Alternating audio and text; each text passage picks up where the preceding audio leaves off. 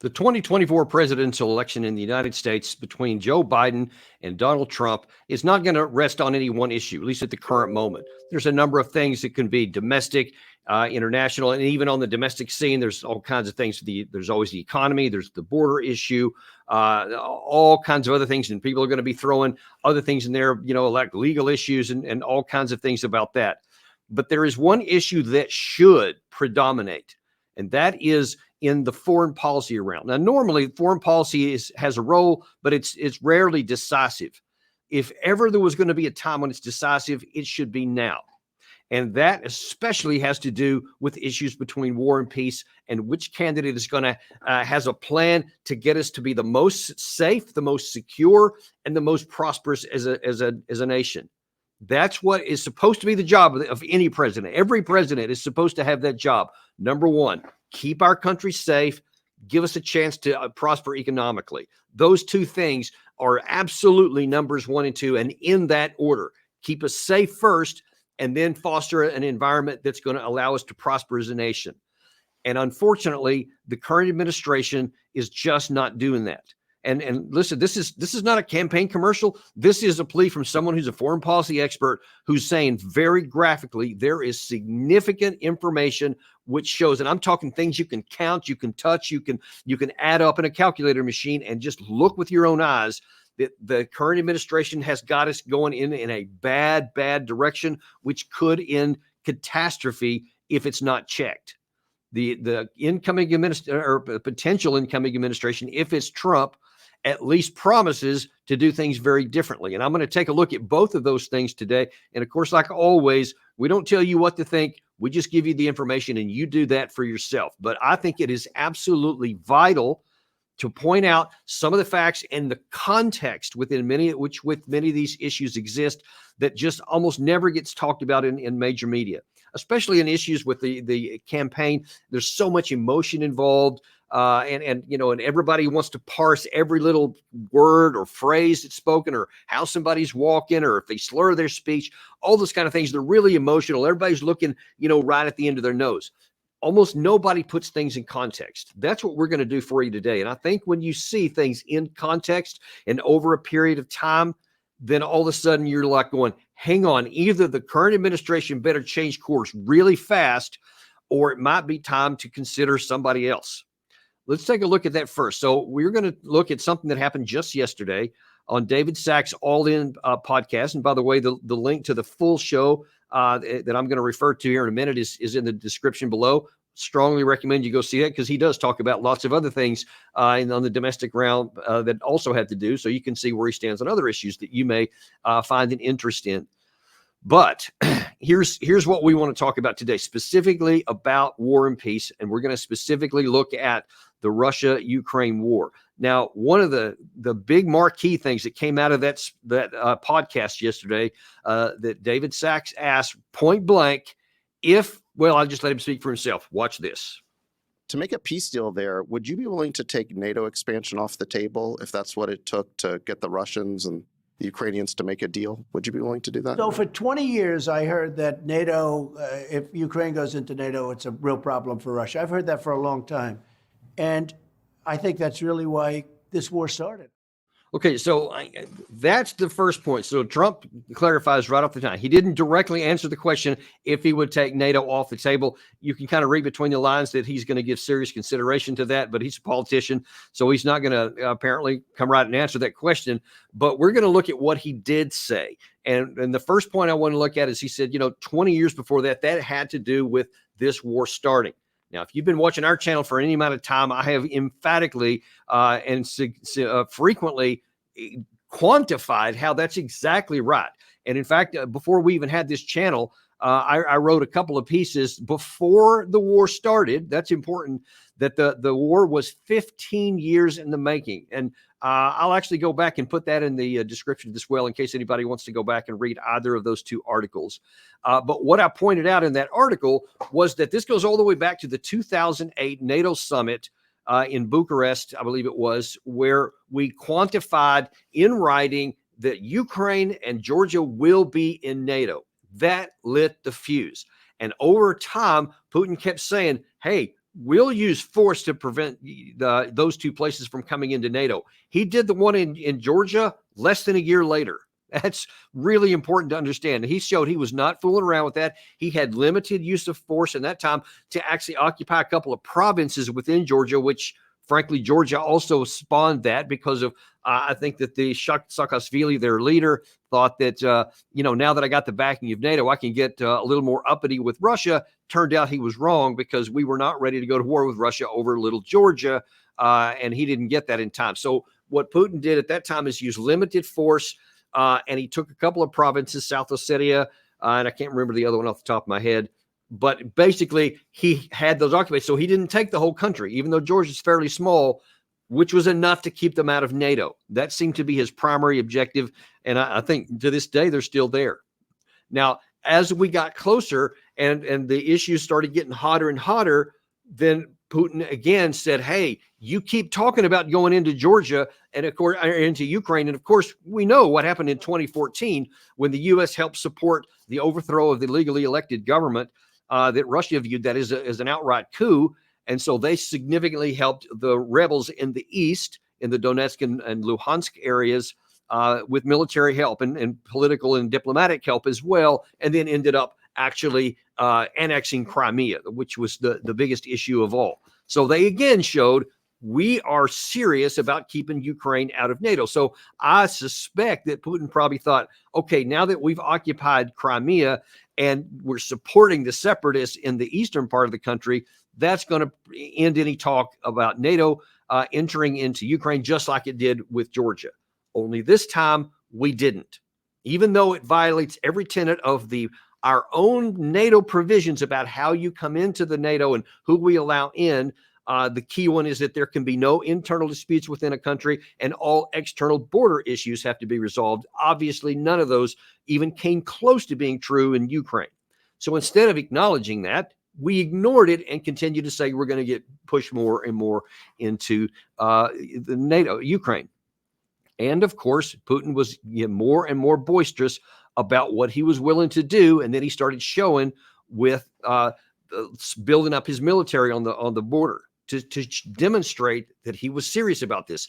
And again, we had an opportunity to avoid war at that time. If we had only just acknowledged reality on the ground, you could have put any kind of dressing on it and just taken NATO off the table, which is what I wrote about. Also, there was a second piece that I had, which was in, I believe this one was in January. And I said, Ukraine joining NATO could spark war with Russia. And then I point out that there's another way, and in which kind I wrote about, here's how you could have avoided war.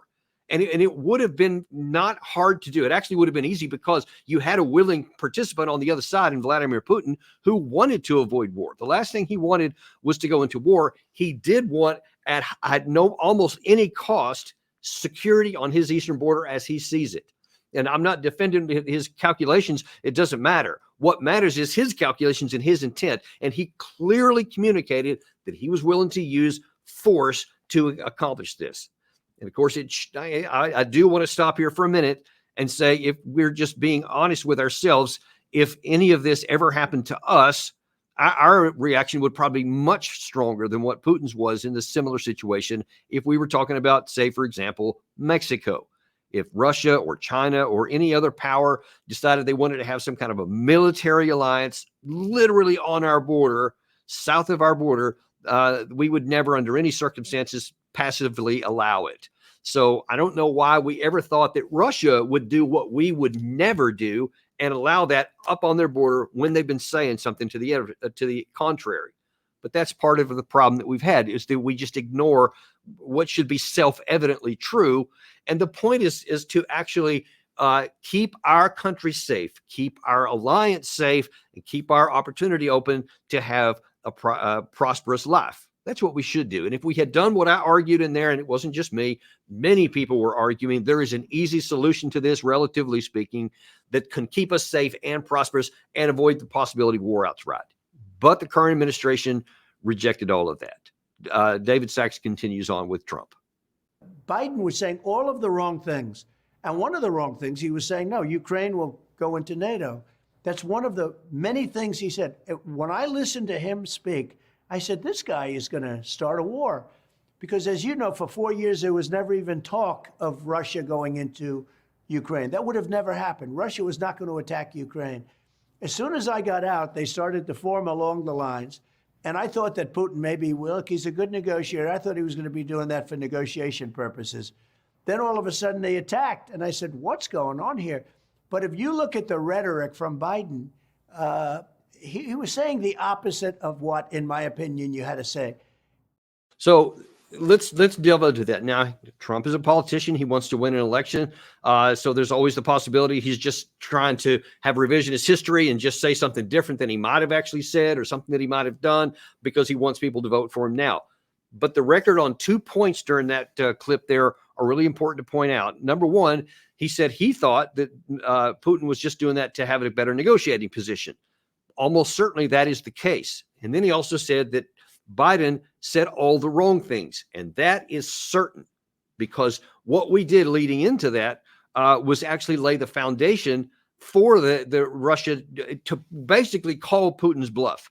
Are you going to back down or are you going to make good on your word? We put him in that position. And man, having a nuclear weapons state that has the largest stockpile of nuclear weapons on the planet in a position to either collapse and give in or make good on his threat was a bad play. And listen, I've told you I had lunch with a really good diplomat, a diplomat from a good friend of the United States about a month ago in Washington, who told me that in June 2021, so about a year before the war started, Biden met with Putin in a summit. And during that summit, reportedly, and I've seen this report elsewhere, so it wasn't just what he's told me, that Putin point blank said, if you keep going forward with trying to get NATO into Ukraine, it's going to mean war. And according to this diplomat friend of mine, Biden said, yeah, do whatever you think you can, because if you do, we're going to crush you because we're much bigger than you and you can't stand up to our pressure. Instead of doing anything to alleviate him, to say, hey, what is your non-negotiables here? What do you have to not go to war? Which would have been the easiest thing in the world. Because again, Putin wanted to have a negotiated settlement. I think Trump is right that was Putin's intent, because I mean, any sane thinking person would always rather get something with negotiations than actually have to try to get it with force of arms, which will cost the blood of many of his own service members and with having an unpredictable outcome.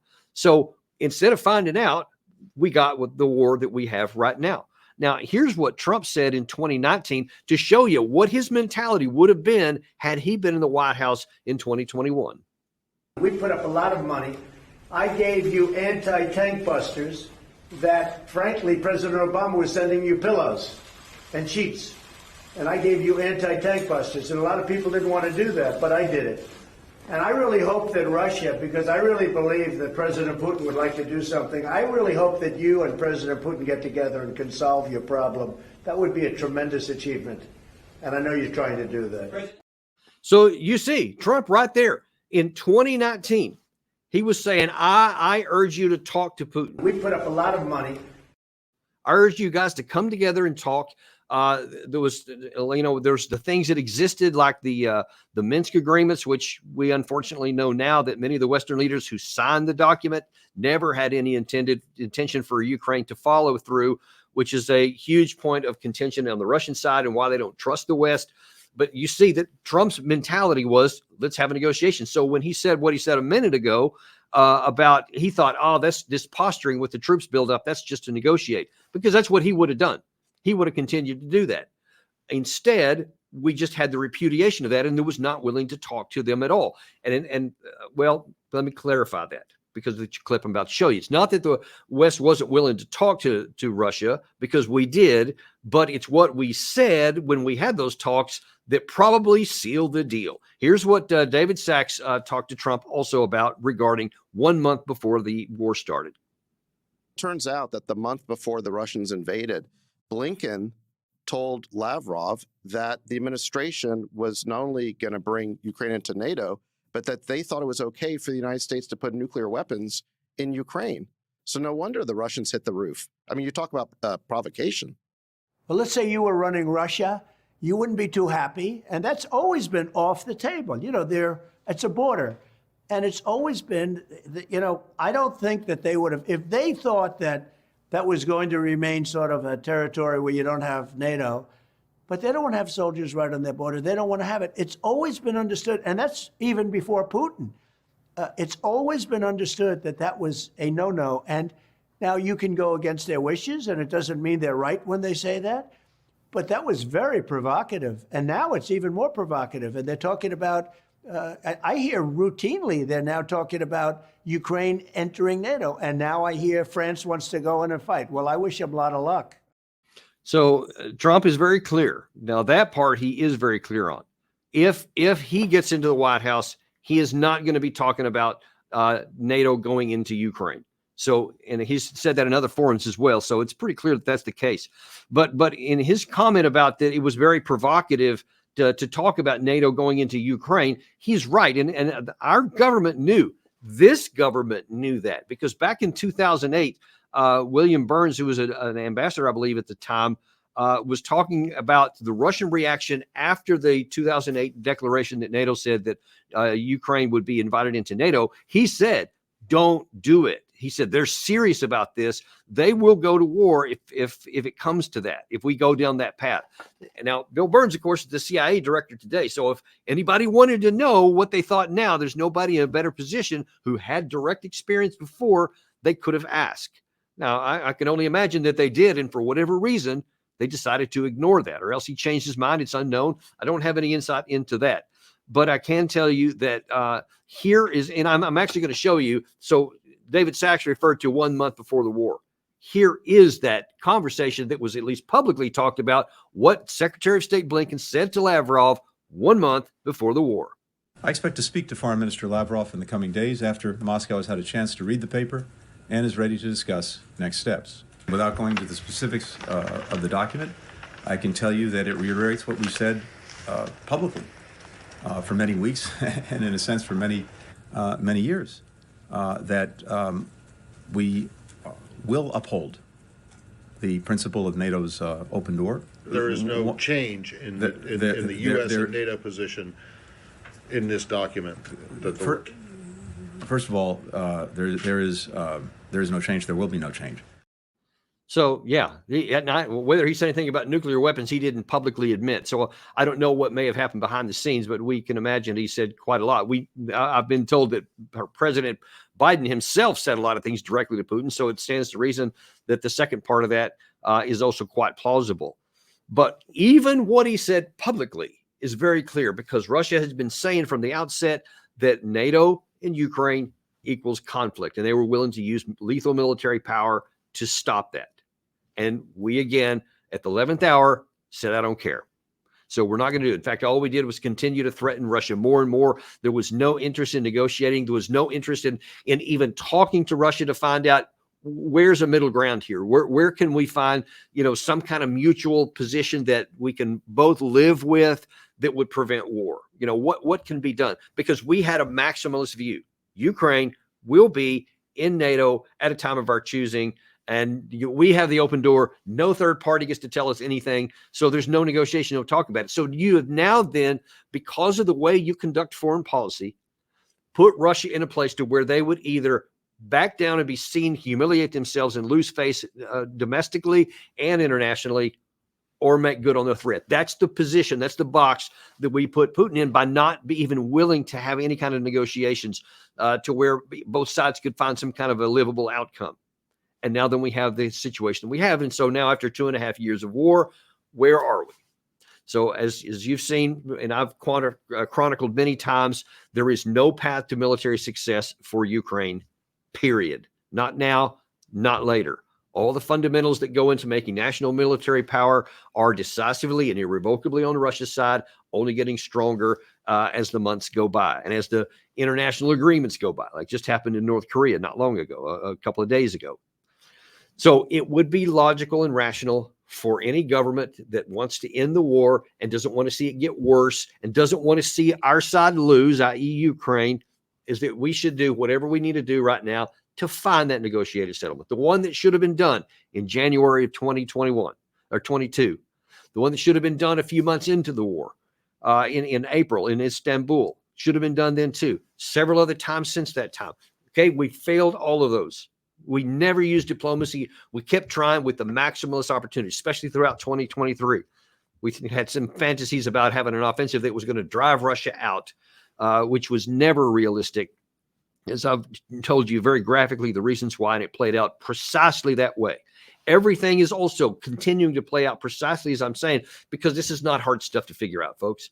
You don't need to be a genius to figure this out. You don't have to have 20-something years of service and 4 combat deployments. A rational thinking person can look at the fundamentals and the inputs and just the physics of military power and see there's no way for this smaller side to beat the bigger side on their border when both recognize it as an existential threat.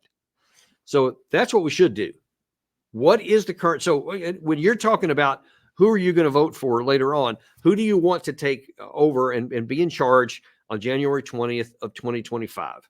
Here's what one side is saying that their current position is, and you can only imagine, given the past 2.5 years, this is what they would do going forward. So here is John Kirby on the important use of diplomacy and talking to somebody that you want to have a deal with. Look, my response to Mr. Putin is this. If you're so worried about becoming the victim of attacks, and you're worried about your troops' livelihoods and your military units, then get the hell out of Ukraine. You don't have any business being in there in the first place. That's my best advice to Mr. Putin. Yeah, that's going to cause Mr. Putin to go, well, you know what, John? Thanks for talking to me like a man. And now that I've really, pondered all of the things that you've said, sure, that's what we're going to do. All right, boys, everybody pack up and let's go back home because John pointed out the error of my ways. I mean, it's humiliating to even say out loud, to have someone of his stature, John Kirby's stature, in the White House, to talk to a foreign government leader like that your side is at war with, that you want to end this war, that you want to have any hope at all of having a negotiated settlement. You can't mock him openly when you've already seen every time you put him into a box, he has taken action that we don't like, which causes the death and destruction of the side that we're supporting. So what logical sense does it do to keep having destructive things go in there, to keep having destructive attitudes and actions and words that obviously have zero possibility at all of having any kind of a positive outcome? That's said for U.S. domestic audiences only. Danny just has some, it's not breaking news so much, but Putin's been giving a live conference in Vietnam. Let me play you in relation to exactly what you're saying, how he responds to what America, basically, how they are treating him. Here we go. They probably hope that at some point we will get scared. But at the same time, they talk about wanting to achieve a strategic defeat of Russia on the battlefield. What does this mean for Russia? For Russia, it means the end of its statehood. It means the end of the 1,000-year history of the Russian state. I think this is clear to everyone. So the question arises, why should we be afraid? Isn't it better to go all the way then? This is basic formal logic, a course which, if I remember correctly, we had for only half a year at the university. I remember the professor who taught us this course well. I think those who think this way, and even more so those who say this, are making another big mistake. How much more clear? By the way, thanks for that, Gary. Fantastic. I'm really glad you captured that. Couldn't have been more timely. And for this conversation here, it just shows you don't have to like Vladimir Putin. If you want to hate him, because if you don't like the fact that he chose to use the military instrument and lots of Ukrainians are killed as a result, I get that. And that's fair. That's fair. But what's not fair is to say, well, because I don't like him, I'm going to discount the fact that he is the president and the leader of a country with the largest nuclear stockpile on the planet. The one power on the earth that could literally eliminate the United States from existence should he decide to take that catastrophic position. He has the power to do it. And why do we want to keep pushing him and poking him and prodding him, even though he's shown that he's made good when we have pushed him too far in different areas? It is irrational. It is irrational in the highest degree to keep pushing and not even talking to him, especially when he continues to say over and over, as he did about a week ago, he's still willing to have a negotiated settlement.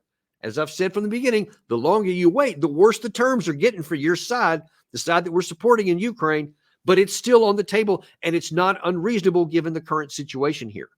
What is unreasonable is ignoring that completely and saying we're going to continue to push. We're going to continue to ignore everything Putin says and all of his capacity that continues to grow as he has made deals, in recent times he's improving his relations with China. He's improving his relations with North Korea. They now have a military pact, which is going to see more weapons and ammunition continue to go into Russia's arsenals for the foreseeable future. Now he's got this deal with Vietnam, where he was just speaking from there. He's also got deals with Iran. All of these people, before this war started, were basically stovepipes. They were just out there by themselves, except for China, where there was some relation with China, with Russia, which was kind of at arm's distance, but it was there. Now then it's like this. And so now you've got all of these people here. You've got the Russian economy is doing better than almost everybody in Europe, in Western Europe, Western and Central. And everything that we said was going to destroy him is not. We've actually made him stronger. His military is now larger than it was before the invasion in 2022. The experience of his soldiers is now much higher than anyone in the rest of the world. And that includes China, the United States, Europe, anyone. Nobody has the combat experience at a national level in high intensity warfare than Russia right now. They've also learned about many things. They've developed new weapon systems, electronic warfare systems, and because of our foolishness, giving them all of our weapons and these other kind of capabilities, we have taught Russia how to defeat our weapons without even facing it. So if we ever need them, if we ever somehow foolishly end up in a clash with Russia, we're going to be at an immediate disadvantage because they know how to defeat our weapon systems, the HIMARS, the ATACMS, our version of the glide bombs. Those things are being increasingly inaccurate because of electronic warfare capacity. They know how our tanks work, how our Bradleys, how our Stryker vehicles. They know the vulnerabilities. They physically have them. They can disassemble them and find all of the flaws and the weaknesses that they didn't know before. All of that is a result of what we've done here and how this current administration has responded to this warfare. Instead of getting the thing over and keeping all of our advantages, we've pissed them away. We now have much smaller inventories of artillery, of anti-tank missiles, of interceptor air defense missiles, air defense systems. Look, NATO, one of the NATO leaders admitted about a month ago that we only have 5% of the domestic air defense capacities we need on the eastern flank of NATO. We have 5%, and we still keep giving more to Ukraine. Now, we're giving more and more to Israel in the south and in the Middle East, more and more to Ukraine, to Taiwan in the South Asia Sea, right? So everywhere you look, we keep giving this stuff away in larger and larger quantities, weakening our capacity. So if we ever do stumble into a war on a major level, we're going to be at immediate disadvantage. All of these things are accruing to us. And you see that our current administration just keeps doubling down on the mistakes and the errors. Here's actually Matt Miller talking about even this fact that, as Trump admitted, as I've talked about here, that and as Putin has been saying since 2008, that bringing NATO into Ukraine was what spawned this war. Here's where we are now. Ukraine's future is in NATO. It will become a member of NATO. We have made that clear. And we will continue to work with our allies in NATO about the exact bridge to membership and what that looks like and what Ukraine has to do. So, I mean, what sense does it make? If everything you have done has been a complete disaster because of this fundamental position that you took, Ukraine's going to be in NATO. Why would you say that now that this continue the case? You realize that means that there is no negotiation at all. You continue to poison any possibility of reaching a situation to where you can reach any kind of negotiated settlement. You literally poison it for yourself. And of course, the big bill payer immediately is the Ukrainian people. They keep dying in large numbers all the time with no hope and no prospect of ever winning. And in fact, here's, aside from what you just heard like moments ago from Vladimir Putin, here's what he recently said in relation to all this. Обращаю внимание на заявление Соединенных Штатов, других натовских стран о поставках высокоточных систем вооружения большого радиуса действия, самолетов F-16 и другого высокотехнологичного вооружения, техники для нанесения ударов по российской территории. В этой связи Российская Федерация не исключает для себя развитие военно-технического сотрудничества с Корейской Народно-Демократической Республикой в соответствии с подписанным сегодня документом.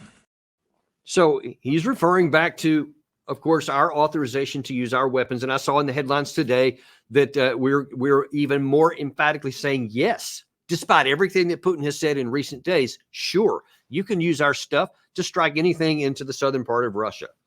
So despite his warnings, he keeps saying that, well, if you're doing this, why should I not do the same? Why should I prevent myself from arming your enemies to attack you elsewhere, possibly even on your own soil? We don't know how far he goes, but do you see the trend that's continuing on here? You have the current administration says, I don't believe Putin will ever do anything. I think that we can continue to put him in a position where he's going to back down and that he'll not do it, that he'll surrender. And we're going to put him in a call situation to where he either puts up or shuts up. He hasn't shut up yet, folks. What rationale would it take to say that this time, after the other 15 failures, boy, I bet it's going to work this time, even though the other 15 that happened before this one have cost us all the way along the path? And those costs I just mentioned, folks, those are major costs. And on top of all of those physical things that you can count and touch, there's also the perception issue. Folks all over the world are watching us, our adversaries, our allies, people kind of in the middle, the global south and in Asia, elsewhere in the Middle East. And they're thinking, man, are you guys stupid or what? Or are you just so arrogant that you don't care and you don't even know what's going on? You're not people of your word. You don't even seek peace. Diplomacy doesn't seem to even exist in your vocabulary anymore. Why in the world would they continue to support us? And it is eroding as we go along. And you think that now that's one you can't touch. That's more, something you just have to consider and think about. It's not one that's tangible, but it is critically important, intangible. It is vitally important because the perception that people have about you is one of the ways that you can get people to do what you want or not do what you don't want by your credibility, by your reputation. And right now, we're just destroying that. And like Kirby here, we just love to just point fingers. Yeah, that darn Vladimir Putin, he's a terrible guy. And we comfort ourselves with that by going, yeah, he's terrible. Not realizing that other people are looking at both of us and they're going, y'all are stupid, man. I mean, I'm sorry, that's a little bit harsh and a little bit coarse, but that's the reality, folks. That's what's happening on the ground all over the world to our demise. This is harming our interest and therefore the interest of our allies and our friends, because a lot of people are tied together with us. And if we go down, we're taking a lot of people with us. And one has to wonder how many of these self-inflicted wounds do we have to have before people start decoupling from us? And I'm talking about friends. You know, I mean, we've already seen that that's happened with one of our NATO allies in Hungary. They physically detached, and the leader of Hungary a week or so ago, a week or 10 days, I've shown that on this show here, where he physically stood next to Stoltenberg and said, hey, we're not going to have anything to do with what you're doing in Ukraine with NATO. We're completely detaching from us. Y'all can do whatever you want. We're not participating in it, because he recognizes some of the same things we talk about. And he's not going to tie his nation to something that could go disastrously wrong. That's one, and there could be more later. We don't know how long that's going to go. Turkey is another one that's, hardly in our corner on this. And if things continue to go forward, you see it could continue to fray, as we already see it is, despite all these absurd claims of NATO unity, which we're going to try to tout next month in Washington, D.C.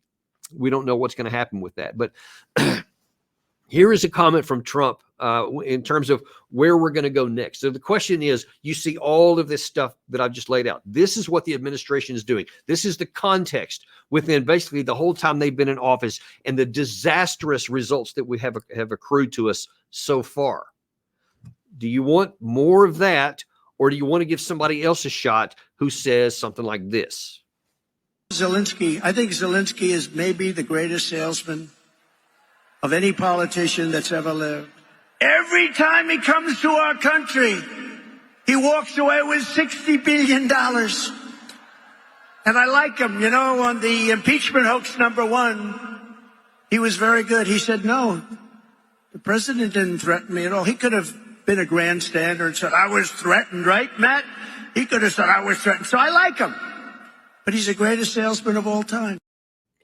So that's a sideways compliment and a sideways insult, because he's basically saying, hey, you're just looking for a bunch of money and you're a good salesman because you can pass all this stuff off. But Trump, as he said in 2019, as he said on the David Sachs show the other day, he is a negotiator.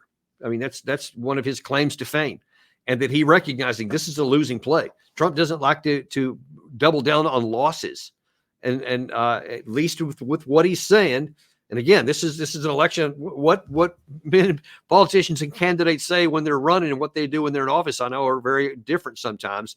And who can say what's going to happen? But when you see that one is absolutely on a path that's just killing us and ruining our reputation and our credibility and creating alliances, physical alliances against us that didn't exist before we took all these policies on this Russia-Ukraine war, I'm pretty sure that I wouldn't want to give that one another shot. So at least with Trump, you have him claiming, as he has been consistently for quite a long time, that he would seek a negotiated settlement. And that deserves your consideration. And I can just tell you that I care a great deal about our country. I care a great deal about the lives of Ukrainians, of the Israelis, Palestinians, all the people where these wars are currently going on. I care as much about the Taiwanese in the Taiwanese Strait. I don't want to see anybody else die in a ridiculous, absurd war. And we're just on a hair's breadth away from getting sucked into a lot of wars. And we need to make some significant changes. If the current administration would make these changes, I mean, I'd be all for it. You'll see me on this show. I'll applaud them because I hope that they will. I want them to do things that make sense, that will help our country. That's what ultimately I care. But you need to know, as you get ready to go into the voting booth, especially for the Americans in our audience here, you need to know the truth so that when you pull that lever one way or the other, you know what you're getting at least, or at least what you hope you're getting. That's our show for today. Appreciate you guys coming on here, and appreciate David Sachs for getting Trump on the record yesterday, and we'll continue to watch that as well. Also, shortly here in about 20 minutes, if you're a member, you can join the Daniel Davis Deep Dive Army. We have our huddle where we're going to, have some of these special things that you just don't get anywhere else and that the general public doesn't get either.